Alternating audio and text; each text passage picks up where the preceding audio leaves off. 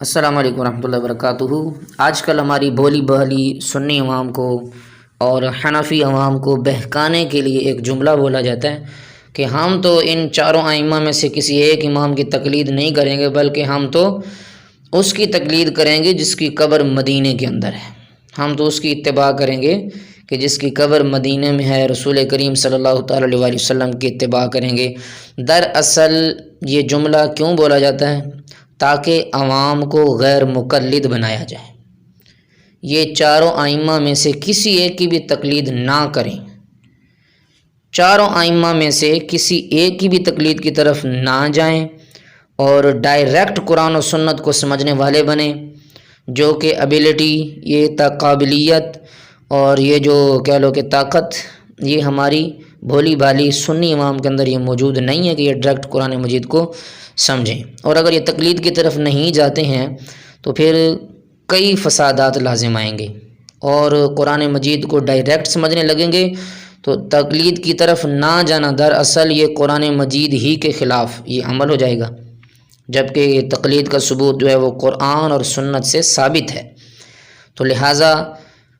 ذہن پر وار کرنے کے لیے یوں مد مقابل کے اندر ایک طرف امام اعظم ابو حنیفہ رحمۃ اللہ تعالیٰ علیہ آپ کا بیان کیا جاتا ہے، اور حنفیوں کو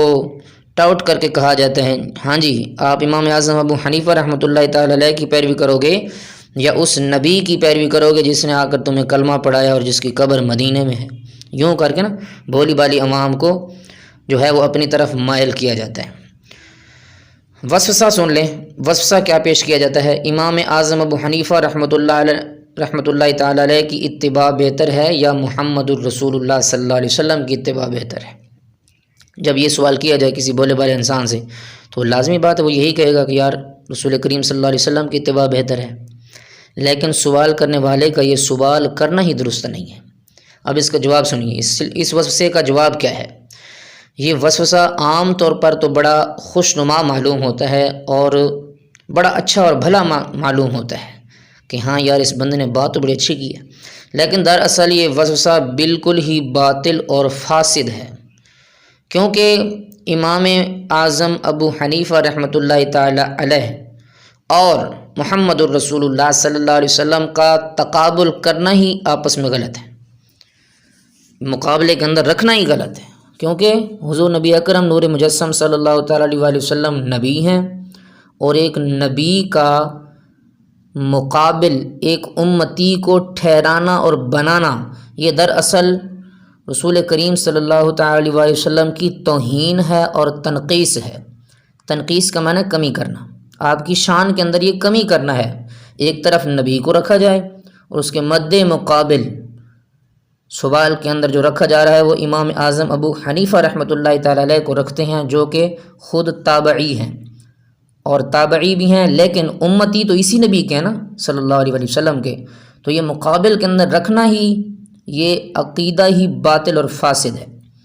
بلکہ اصل سوال یہ ہے، سوال کو بھی سمجھنا چاہیے کہ سوال کرنے کا انداز کیا ہونا چاہیے، بلکہ اصل سوال یہ ہے کہ کیا محمد الرسول اللہ صلی اللہ علیہ وسلم کی اطاعت اور اتباع امام ابو حنیفہ رحمۃ اللہ تعالی علیہ اور دیگر ائمہ اسلام کی رہنمائی میں بہتر ہے یا اپنے نفس کی خواہشات اور آج کل کے نام نہاد جاہل شیوخ کی اتباع میں بہتر ہے؟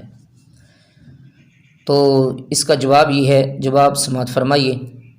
لہٰذا ہم کہتے ہیں کہ محمد الرسول اللہ صلی اللہ تعالیٰ علیہ وسلم کی اطاعت اور حضور صلی اللہ تعالیٰ علیہ وسلم کی اتباع یہ امام ابو حنیفہ رحمۃ اللہ تعالیٰ علیہ اور دیگر ائمہ مجتہدین کی اتباع اور رہنمائی میں کرنا ضروری ہے۔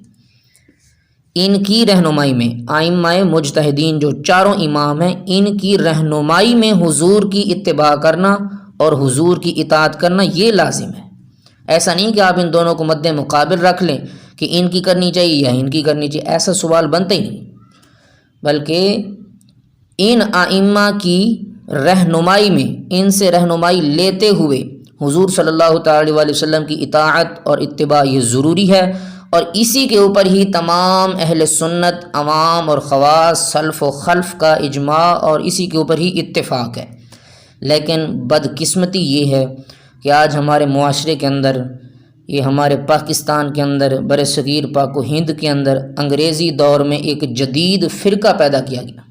جس نے بڑے زور و شور سے یہ نعرہ لگانا شروع کیا کہ دین میں ان ائمہ مجتہدین اور بالخصوص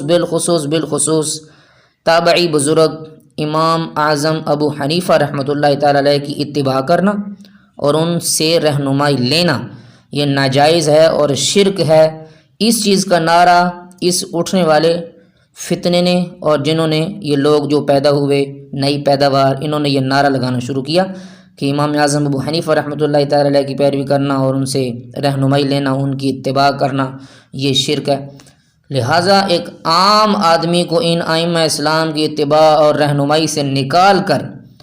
دراصل ان کا یہ ناپاک مقصد پیچھے یہ ہے کہ ان جہلاء نے، ان جاہلوں نے اپنی اور نفس و شیطان کی اتباع میں لگا دیا ہے۔ جب امام اعظم ابو حنیفہ رحمۃ اللہ تعالی علیہ ان سے رہنمائی نہیں لی جائے گی تو پھر انسان اپنی نفس، اپنی ہوائے نفس، اپنی نفسانی خواہشات اور شیطان کی اتباع میں لگے گا۔ اور انہوں نے بھی، ان جہلاء نے بھی یہی کام کیا ہے، وہاں سے ہٹا کر ہوائے نفس کی پیروی پر انسانوں کو لگا دیا اور ہر کس و ناقص کو دین میں آزاد کر دیا۔ کوئی دین کو سمجھتا تھا، نہیں سمجھتا تھا، لازمی بات ہے سارے ہی اشخاص عالم ہوں یہ ضروری نہیں ہوتا، سب نے ہی درس نظامیہ کی ہوئی ہوں یہ بھی ضروری نہیں ہوتا، ہر کس کو اور ناقص کو دین میں انہوں نے آزاد کر دیا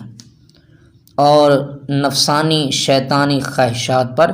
عمل میں لگا دیا ہے۔ اللہ پاک ہمیں ان شرور کے،